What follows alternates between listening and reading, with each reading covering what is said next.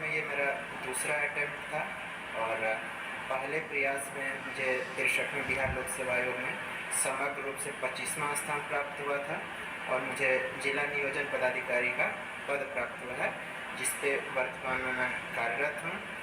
और सेवा में सुधार के दृष्टिगत मैंने एक बार पुनः 64वें बिहार लोक सेवा आयोग की परीक्षा दी, तो रैंक तो थोड़ा पीछे रहा, लेकिन मेरे को सहायक निदेशक सामाजिक सुरक्षा का पद प्राप्त हुआ है। तो मैंने हिंदी माध्यम से अपनी परीक्षाएं दी है और इस क्रम में बहुत सारे एस्पिरेंट्स के मैसेज इस क्रम में आते रहे कि मैं अपना स्ट्रेटजी आप सभी के साथ शेयर करूं।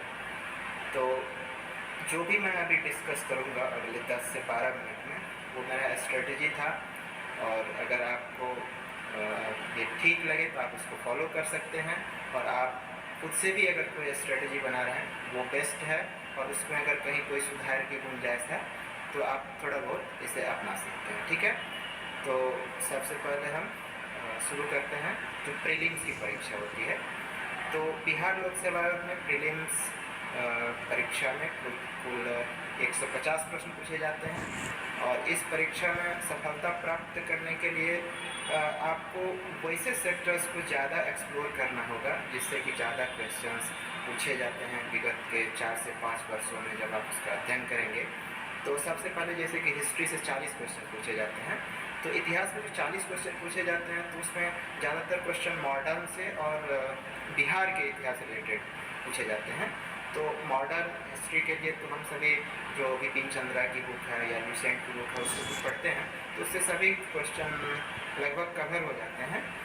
और जो बिहार का हिस्ट्री है उसके लिए बिहार की कोई एक बेसिक बुक को आप उठाएंगे, जैसे बिहार एक परीक्षा अरिहंत का या कोई भी है, तो उससे भी 10 क्वेश्चन पूछे जाते हैं, तो सब उससे लगभग आप सॉल्व कर लेंगे। तो कुल मिला के जो 40 क्वेश्चन है तो आप हिस्ट्री में उसी प्रकार से उसको समय दें।